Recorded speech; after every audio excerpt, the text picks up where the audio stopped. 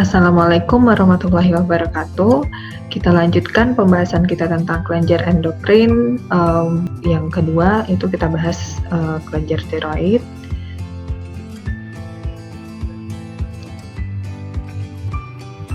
Oke, kelenjar tiroid itu adalah kelenjar yang terletak di bagian depan leher. Beratnya hanya 25-45 gram saja. Biasanya terdiri dari dua lobus dihubungkan oleh isthmus yang sempit, jadi letaknya di leher. Seperti kelenjar yang lain, kelenjar tiroid itu juga ditutupi oleh kapsul jaringan ikat yang merupakan kelanjutan dari fascia cervicalis. Di sebelah luarnya itu bisa kita jumpai jaringan ikat longgar yang melekatkan kelenjar ini dengan jaringan sekitarnya. Kondisi ini memungkinkan operasi pengangkatan kelenjar tiroid. Nah, ini ilustrasinya. Kelenjar tiroid secara morfologi mikroskopis itu dia berupa folikel-folikel. Kemudian selain kelenjar tiroid itu dia kadang-kadang bisa juga kita temukan kelenjar paratiroid karena letaknya sangat dekat. Jadi yang besar ini adalah kelenjar tiroid, yang kecil-kecil biasanya berjumlah 4 atau 5 buah itu merupakan kelenjar paratiroid.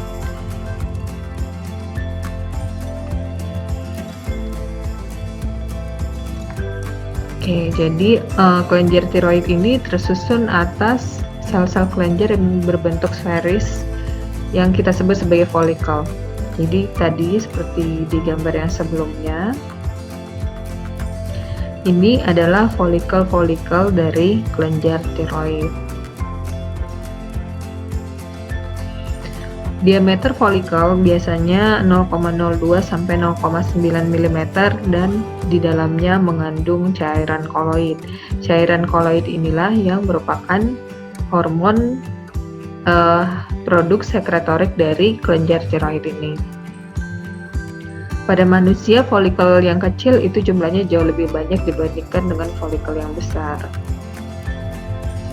Sel epitelnya melekat pada lamina basalis yang sangat tipis.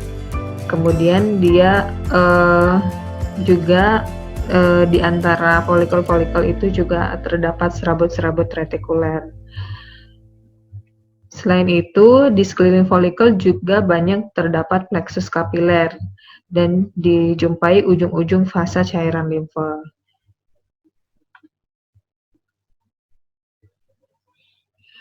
Nah, ini di bawah mikroskop bisa kita lihat penampilan dari kelenjar tiroid itu seperti ini ya. Jadi dia berbentuk folikel-folikel.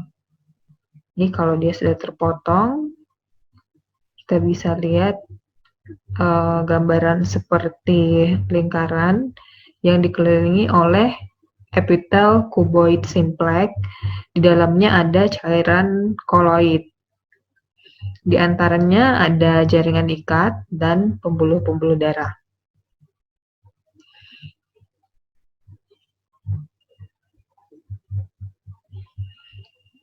Folikel kelenjar itu adalah unit struktural dan fungsional dari kelenjar tiroid. Artinya sel-sel yang menyusun folikel itu yang kita sebut epitel kuboid simplex itu sebenarnya adalah sel yang menghasilkan hormon sekretorik dari kelenjar tiroid ini. Hormonnya adalah hormon T3 dan T4, tiroksin dan triiodotironin. Nah, biasanya tidak seperti kelenjar endokrin yang lain. Kelenjar endokrin yang lain biasanya menyimpan hasil sekresinya di dalam sel parenkimnya.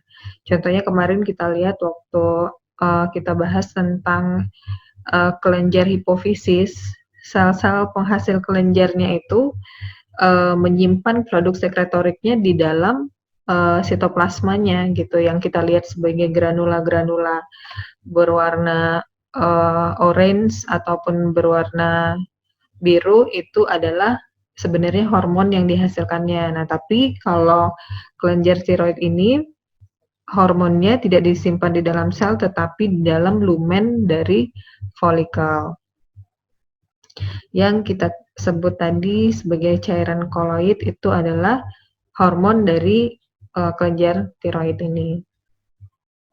Kemudian hormon yang telah dihasilkan yaitu hormon T3 dan T4 atau tiroksin dan triiodotironin ini disimpan di dalam cairan koloid. Dia akan terikat pada protein pengikat yang disebut dengan tiroglobulin. Itu jadi dalam kondisi tersimpan, hormon ini akan terikat dengan protein tiroglobulin. Pada saat dia dibutuhkan, dia akan dilepaskan ke sirkulasi dalam bentuk hormon bebas yaitu T3 dan T4.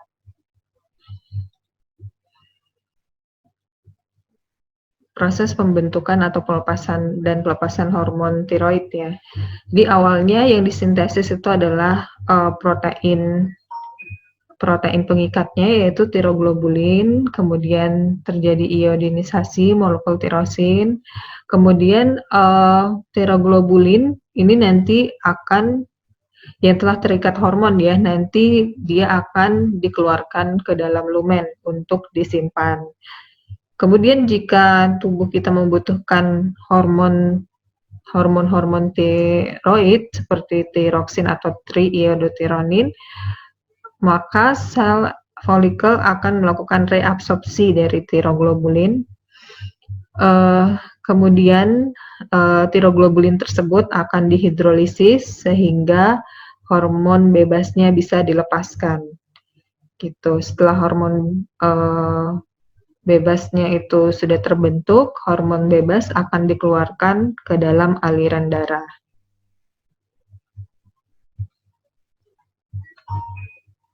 Proses pelepasannya, pelepasan hormon tiroid itu dikontrol oleh hormon tiroid stimulating hormone yang sudah kita bahas sebelumnya di adenohipofisis. Jadi hormon ini memang dihasilkan oleh adenohipofisis.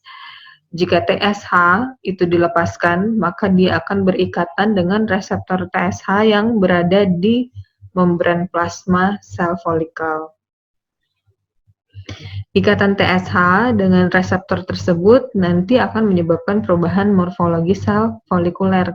Di sel folikuler yang tadinya bentuknya kuboid, membran plasmanya itu nanti selnya jadi lebih tinggi dulu, dia akan berubah jadi lebih kolumner, dan kemudian membran plasmanya itu membentuk filopodia atau kaki-kaki untuk proses endositosis dari cairan koloid. Jadi untuk mengendositosis cairan koloid, membran plasma dari sel folikel ini membentuk filopodia dulu.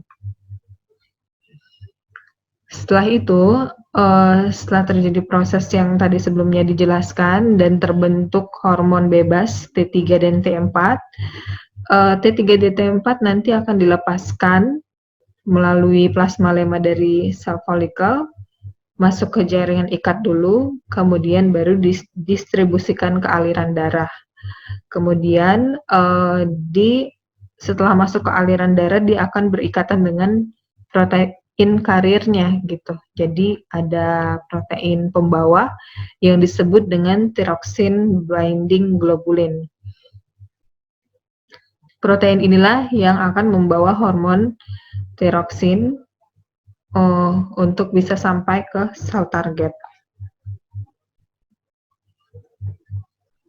Berikut ini fungsi dari hormon-hormon tiroid. Fungsi hormon tiroid yang pertama itu adalah untuk meningkatkan laju metabolisme basal di dalam jaringan tubuh, gitu. Kemudian yang kedua untuk merangsang sintesis protein spesifik yang terlibat dalam proses kalorigenesis, sehingga akan terjadi peningkatan konsumsi oksigen di semua jaringan kecuali di otak, testis, dan limpa. Mempengaruhi metabolisme protein, karbohidrat, dan lemak, dan juga penting untuk perkembangan normal dari sistem saraf pusat selama kehidupan janin dan awal postnatal. Pertumbuhan optimal dari neuron serta mielinisasi dari serat saraf juga bergantung pada kecukupan dari kadar hormon tiroid ini. Kerjanya juga sinergis dengan growth hormone, penting untuk pertumbuhan dan perkembangan tinggi badan normal pada masa dewasa. Jadi, sebagian besar fungsi hormon tiroid ini adalah pada metabolisme. Jadi pada pasien-pasien dengan kondisi hipertiroid, di mana kadar hormon tiroksin dan triiodothyroninnya meningkat, maka kita bisa temukan gejala-gejala klinisnya itu mengacu pada peningkatan metabolisme basal di tubuhnya. Jadi biasanya gejalanya bisa peningkatan denyut jantung, kemudian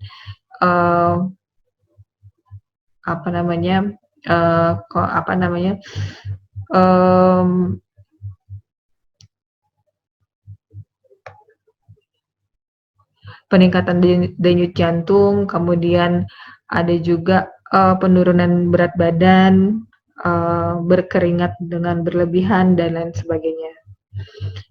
Begitupun sebaliknya, penurunan kadar hormon tiroid menyebabkan metabolisme juga jadi menurun. Gitu. Jadi biasanya kondisi fisik pasiennya biasanya kalau pada hipertiroid itu ciri-ciri fisiknya dia cenderung kurus, tapi kalau pada hipotiroid ciri-ciri fisiknya pasiennya biasanya cenderung lebih gemuk. Kemudian hormon tiroid ini juga sinergis dengan growth hormone dalam hal pertumbuhan. Jadi biasanya pada anak-anak dengan pertumbuhan tinggi badan yang kurang dari rata-rata yang kita cek itu selain growth hormone juga hormon tiroid ini. Kadang-kadang kadar hormon tiroid yang kurang juga bisa mempengaruhi pertumbuhan tinggi badan.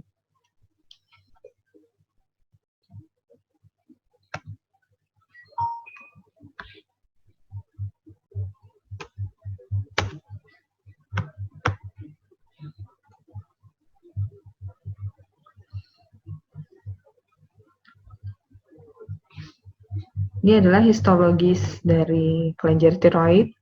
Sel-sel penyusunnya itu terdiri dari sel-sel utama yaitu sel folikularis. Sel folikularis itu adalah sel-sel yang menyusun folikel yang kita sebut sebagai sel epitel kuboid simplex. Itu di sini kita menyebutnya sebagai sel epitel folikularis. Sel folikularis ya.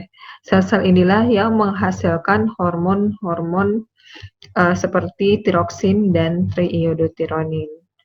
Nah, kemudian di dalam folikel ini itu kita bisa temukan cairan koloid yang warnanya pink. Ini adalah hormonnya, hormon tiroid yang sudah terikat dengan tiroglobulin.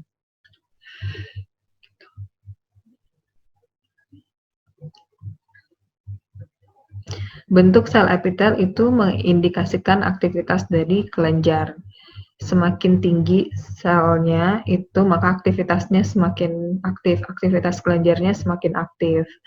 Jadi kalau pada sel yang aktif itu dia bentuknya lebih tebal, jadi bisa kolumner atau kuboid. Tapi makin pipih dia, maka sel tersebut makin tidak aktif.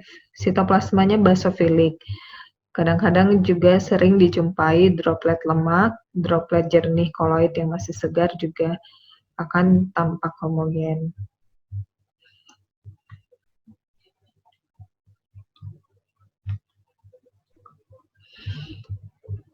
Selain dari sel folikularis, pada kelenjar tiroid juga bisa kita temukan sel parafolikularis.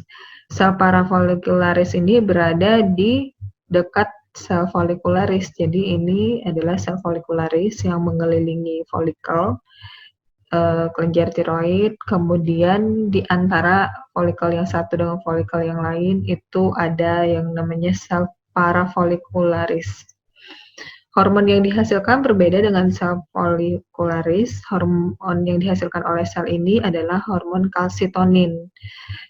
Hormon ini memegang peranan dalam pengaturan konsentrasi kalsium. Jadi fungsinya kalsitonin ini adalah untuk menurunkan kadar kalsium dalam darah. Jadi untuk mencegah resorpsi tulang oleh osteoklas. Ukurannya 2-3 kali lebih besar daripada sel folikel. Jadi ini adalah sel folikularisnya, kemudian ini adalah sel parafolikularis.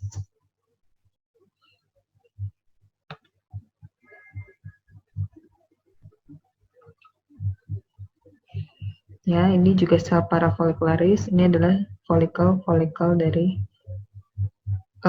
kelenjar tiroid. Ada beberapa folikel yang tampak kosong.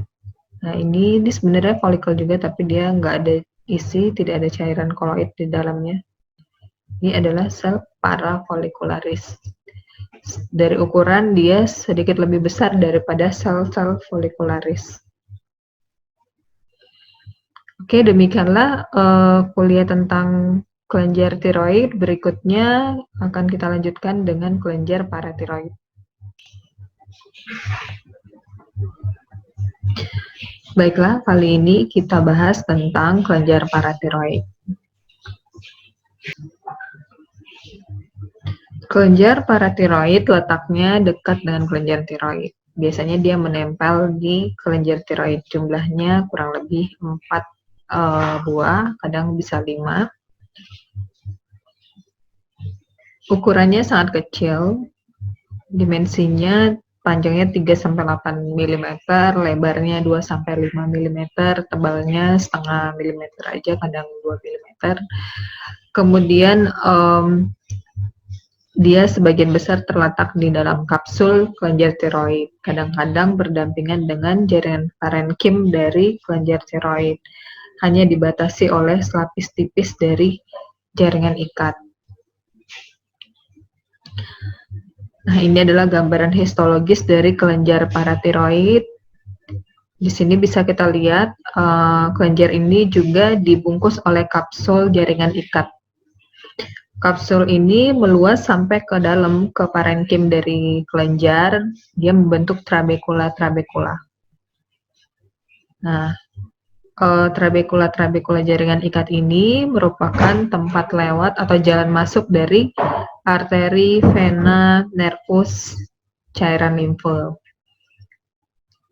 Nah, kemudian di antara sel-sel kelenjar itu ada jaringan ikat retikuler atau serabut retikuler yang berfungsi sebagai penunjang dari pembuluh darah kapiler dan nervus. Di sini kita bisa lihat ada 2 jenis sel. Yang di sini, kemudian ada juga yang sel yang ukurannya lebih besar-besar. Nah, ini merupakan 2 jenis sel yang berbeda.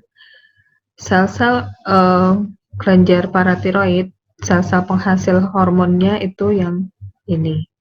Jadi dia tersusun lebih padat, membentuk kelompok-kelompok, sehingga membentuk struktur yang padat dan saling, atau membentuk pita-pita yang saling beranastomosis.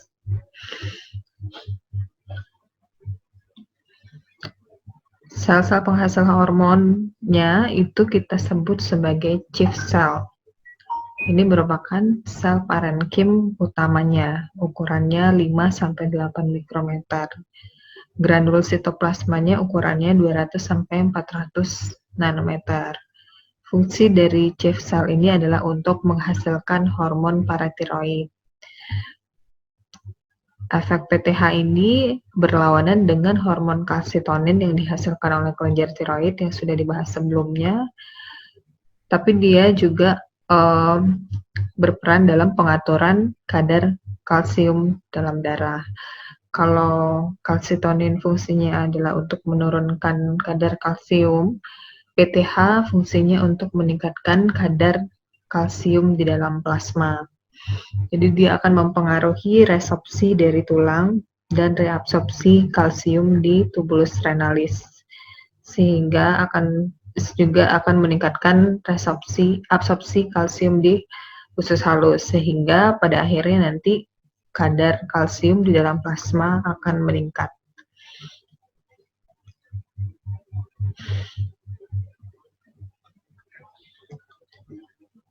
Oke, ini adalah sel-sel prinsipal. Biasanya ukurannya lebih kecil dibandingkan dengan sel-sel oksifilik. Oksifilik sel nanti akan kita bahas lebih lanjut. Dan di sini bisa kita lihat banyak dijumpai sinusoid pembuluh darah juga, pembuluh darah kapiler,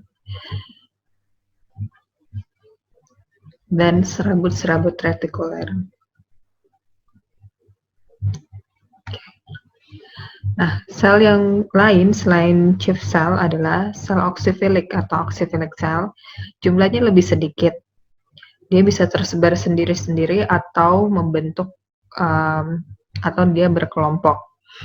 Ukurannya lebih besar daripada sel prinsipal atau chief cell. Kemudian nukleusnya dia lebih gelap, sitoplasmanya acidofilik kuat. Jadi nanti sitoplasmanya berwarna merah muda. Mitokondrianya banyak, tapi aparatus Golgi dan retikulum endoplasmanya sedikit dan kecil. Fungsinya masih belum diketahui. Beberapa hipotesis menyatakan bahwa ini adalah fase inaktif dari sel prinsipal atau chief cell dari kelenjar paratiroid ini.